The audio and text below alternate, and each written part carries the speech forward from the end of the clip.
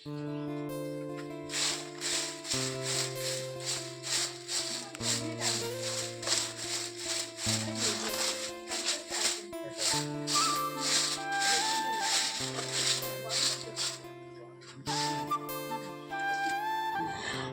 সকাল আমার প্রিয় বন্ধুরা, তোমরা সবাই কেমন আছো? আশা করছি তোমরা সবাই খুব ভালো আছো। দাদরামারা ছোট্ট একটা গ্রাম থেকে আমি পূজা তোমাদের সবাইকে স্বাগত জানাচ্ছি পূজার ব্লগ চ্যানেলে।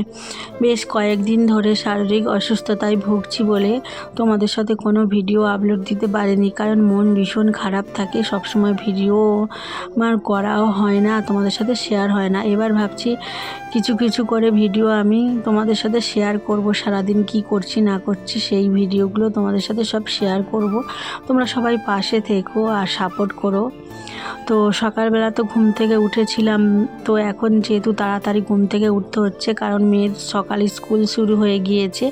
তো 5টার আগে না ঘুম থেকে উঠলে কোনো কিছু কাজ ঠিকমতো সেরে উঠতে পারি না। আবার মেয়েকে ঘুম থেকে তুলতে, তাকে ব্রাশ করে খাওয়াতে, আবার তার টিফিন করানো, এগুলো করতে করতে আমার ঘরের কোনো কাজই হয় না। আবার 7টার মধ্যে দোকানও খুলে নিতে হয়। তো সমস্ত কাজ কিন্তু আমাকে সামলাতে হয়। শরীর অসুস্থতা নিয়ে সমস্ত কাজই আমার একা হাতে সামলাতে হয়। কয়েকদিন ধরে মা এসে আমার জামা কাপড়গুলো কাচাকুচি করে দিয়ে গিয়েছিল, কিন্তু কি বলো তো, মারও ভীষণ শরীর খারাপ আর মা আমার কাজগুলো করবে এটা কিন্তু ভালো না। আর তাছাড়া আমাদের বাড়িতে এখন সবারই বিপদ এমনই চলছে। আর আজকের আবার যাব ডাক্তার দেখাতে। মেয়েকে ঘুম থেকে তুললে খাইয়ে দাইয়ে তারপর কিন্তু আমি যাব। মেয়েকে আজকের স্কুলে পাঠানো হবে না, যেহেতু বরমশাই দোকানে থাকবার, আমি সকাল 8টার মধ্যে বেরিয়ে যাব। আর এখন বাজে দেখো ওই 7:30 মতো। আধ ঘন্টার মধ্যেই কিন্তু আমাকে ওর জন্য টিফিনটা বানিয়ে রেডি করে রেখে তারপরে চলে যাব। তো হঠাৎ আমি দেখো খাবারটা বানাতে বসেছি, হঠাৎ শাশুড়িমা ফোন করে বলছে ডাক্তার নাকি চলে এসছে চেম্বারে। তো এমন তাড়াতাড়ি করছিলাম কি বলবো, আর একটা বিপদও ঘটে গিয়েছিল।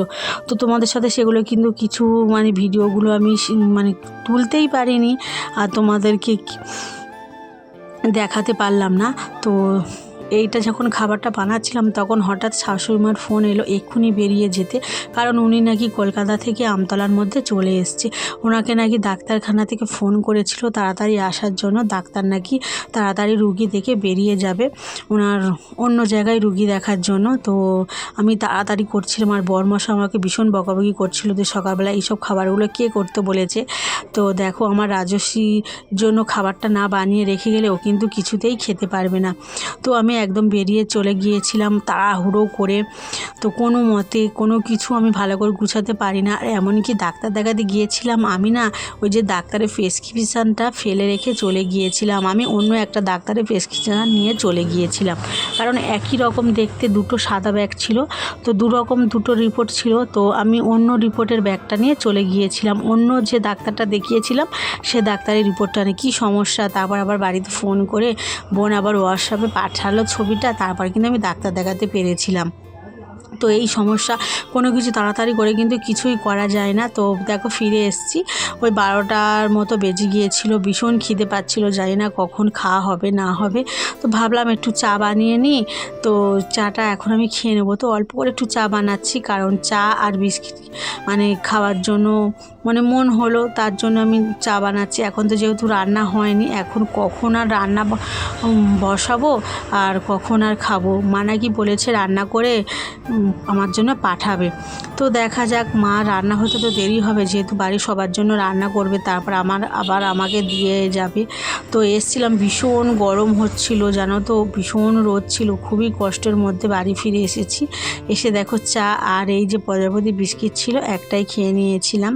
তো নেওয়ার পরে আবার একটু রেস্ট করে তারপর স্নান করলাম। করার পরে সমস্ত কাজগুলো বাকি ছিল। ঘরে কিন্তু একটুও জল ছিল না। বরমশাইকে বলে গিয়েছিলাম একটা বালতির কয়েকটা বোতল কিন্তু জলটা আনার জন্য, তো বরমশাই আনেনি। তো আর কি করা যাবে, এতবার করে বলে গেলাম তাও কিন্তু জলটা আনেনি। তো কলে গিয়েছিলাম। তারপর দেখো এখন বাজে 1:30 মতো। তো ভাবলাম যেহেতু মা ভাত দিয়ে গিয়েছে, তো বরমশার জন্য ভাতটা বেড়ে রেখে আমি অল্প কয়েকটা ভাত নিয়ে কিন্তু খেয়ে নেব। আর মেয়ে কিন্তু মাদের বাড়িতে আছে। উচ্ছে লাল আলু দিয়ে ভাজা করেছিল, এটা বেশ কিন্তু খেতে ভালো লাগছিল। তো বরমশাইয়ের জন্য আগে আমি বেড়ে রেখে দেব, তারপর কিন্তু আমি অল্প করে ভাত নিয়ে কিন্তু খেয়ে নেব।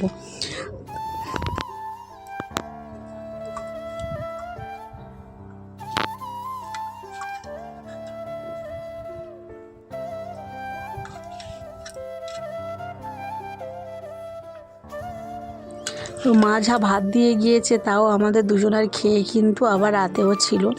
তো আজকে প্রচণ্ড দুপুরের পর থেকে বৃষ্টি হচ্ছিল খুবই জোরে জোরে, এতটা জোরে তো বিছানা একদম কিন্তু ভিজে যাচ্ছিল, মানে ঝাপটা। আর আমাদের তো জানালার শুধুমাত্র ঝাঁপটাই আছে, আর কিন্তু দেখো জানালাটাও লাগানো নেই আর জানালার পাল্লাও নেই। তো এইভাবে বৃষ্টি কয়েকটা শুধু কাটাতে হচ্ছে, শুধু প্লাস্টিক, বড় বড় চাদর সমস্ত কিছু নিয়ে কিন্তু জানলা শুধু আমি লাগিয়ে লাগিয়ে শুধু দিচ্ছি। এইভাবেই বর্ষাটা কিন্তু আমাদের কাটছে।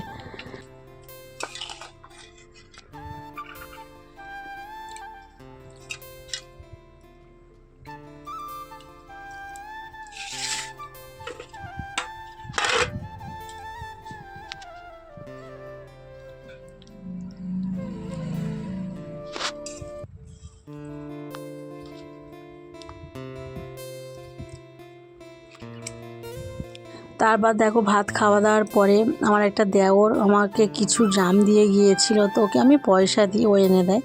তো সেই জামগুলো নিয়ে বসেছি, তো বেশ মিষ্টি, জানো তো, বেশ পাকা পাকা মানে হয়েছে, আমাদের গ্রামেরই এখান থেকে এনে দেয়। তো আমি এই জামটা অল্প একটু লবণ দিয়ে কিন্তু খাচ্ছি, তো বেশ ভালো লাগছে জানো তো জামটা খেতে।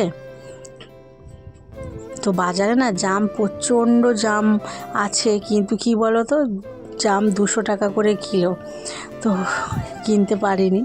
তো এভাবেই খাওয়া হচ্ছে সবার কাছ থেকে চেয়ে।